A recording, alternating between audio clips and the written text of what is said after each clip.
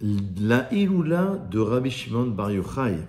Rabbi Shimon Bar Yochai était l'un des élèves du grand maître Rabbi Akiva, qui était le grand maître absolu au IIe siècle, à l'époque de la Mishnah. Et comme on va le voir, comme vous le savez certainement, Rabbi Shimon, fils de Yochai, Bar Yochai, va enseigner la Kabbalah, le Zohar, la mystique juive. On se rappelle, on avait fait plusieurs vidéos sur la mystique juive, on avait expliqué en long et en large qu'il y a plusieurs mondes successifs, il y a plusieurs niveaux dans la Neshama, il y a plusieurs sphirotes, évidemment chaque degré représente une dimension particulière. Et bien, ces secrets-là vont être révélés le 33e jour de la période du Homer, qu'on appelle le Lag Baomer. Mais il faut savoir que, pour la petite histoire, Rabbi Shimon Bar Yochai, puisqu'il était poursuivi par les Romains qui voulaient attenter à sa vie, puisqu'il avait dit des mots qui allaient à l'encontre du pouvoir romain de l'époque, il a dû se réfugier dans une grotte et il y a passé 13 ans. Il se rend ensuite aux sources de Tibériade pour soigner son corps couvert d'éruptions après ces années de privation, puisqu'il était enfoui dans la terre, uniquement sa tête qui sortait à l'extérieur, et il mangeait uniquement pendant toutes ces années avec ses élèves, avec son fils Rabbi Elazar, du Karoub. Selon la version donc, de la Gemara dans Shabbat à la page 31, c'est en compagnie de son fils Rabbi Elazar qui se cache dans une académie de Tibériade, puis craignant que sa femme ne parle sous la torture, dans une grotte située donc appelée Kirin. Donc on a expliqué qu'ils avaient un caroubier, ils avaient aussi un cours d'eau. Ils se plongent dans le sable jusqu'au cou et dans l'étude de la Torah pendant 12 ans, jusqu'à ce que le prophète Élie leur révèle la mort de l'empereur.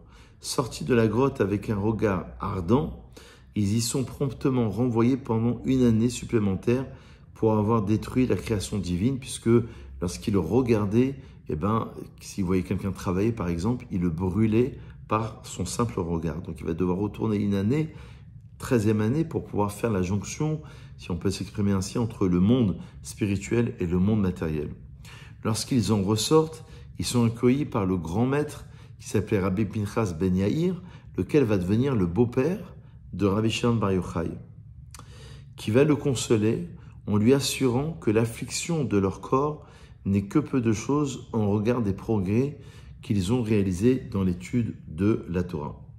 Alors, ils vont se purifier dans la ville, la ville de Tibériade, et Rabbi Shimon va établir une académie à Méron, selon une autre tradition à Tekoa, en tous les cas où là-bas il va avoir beaucoup de disciples, dont Rabbi Yehuda Hanassi, dont on avait déjà parlé dans une autre vidéo, qui va être le compilateur, on se rappelle, à peu près en l'an 220, de la Mishnah, des 6 parties de la Mishnah.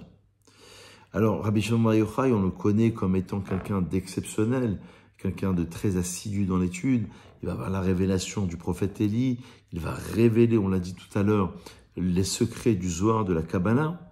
L'arc-en-ciel, qui est le signe de l'alliance entre Dieu et les hommes, ne serait jamais apparu, parce que on se rappelle que l'arc-en-ciel, c'est un mauvais signe, puisque c'était celui qui a été posé à la fin du déluge pour dire que lorsque l'arc-en-ciel apparaît, c'est la volonté de Dieu qu'il aurait voulu à ce moment-là anéantir le monde.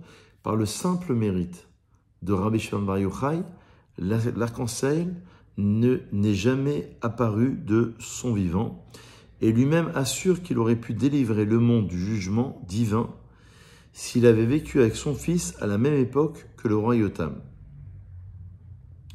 En tous les cas, il a fait énormément de miracles. Parmi ses enseignements, et bien sûr, il va avoir des enseignements incroyables dans le Zohar et dans toutes ses révélations. Celui qui va mettre par écrit le Zohar, ça va être Rabbi Abba, l'un de ses disciples.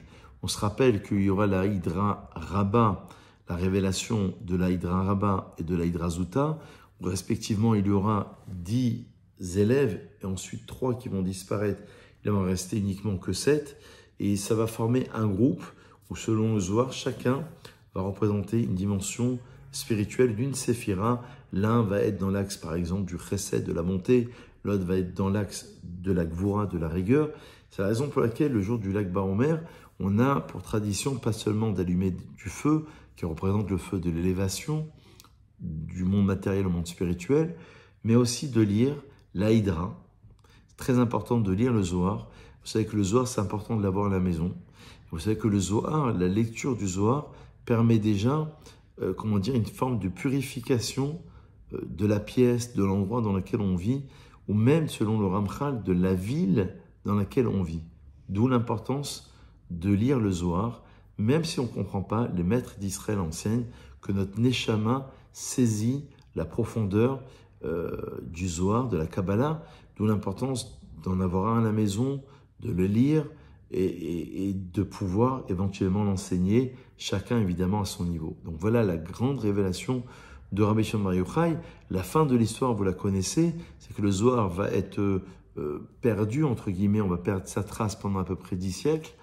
Et ensuite, on aura le Ramban et Rabbeinu Bechaye, 13e, 14e siècle, qui vont être des grands kabbalistes, et ensuite l'un des plus grands kabbalistes de tous les temps, qui va donner les clés de la compréhension du Zohar, ça va être le fameux Arizal, Rabbi Yitzhak Luria, au 16e siècle à Safed, avec la révélation de son élève Rabbi Chaim Vital, qui sera encore réajusté et approfondi et commenté par le Rashash, un peu plus tard au Yémen, et on aura Rabbi De Silva aussi, Torah Racham, qui donnera des commentaires très approfondis, bien précis pour avoir toutes les clés particulières du Zohar.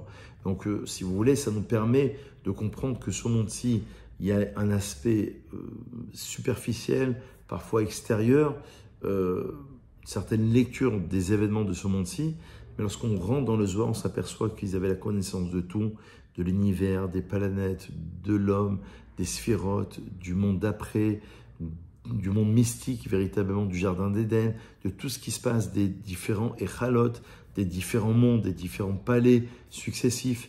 Et ça nous permet d'avoir une petite vue sur une forme d'intériorité, de profondeur sur les événements de la vie, de ne pas lire les événements ou l'histoire uniquement d'un point de vue superficiel ou extérieur, mais d'avoir une lecture qui est beaucoup plus approfondie, d'où l'importance de rentrer chacun à son niveau dans le sens de ses études, en ayant évidemment au préalable, je ne l'ai pas dit mais ça me paraissait évident, une lecture sur la Mishnah, sur la Gemara, sur le Chumash, pour ne pas être en déséquilibre total.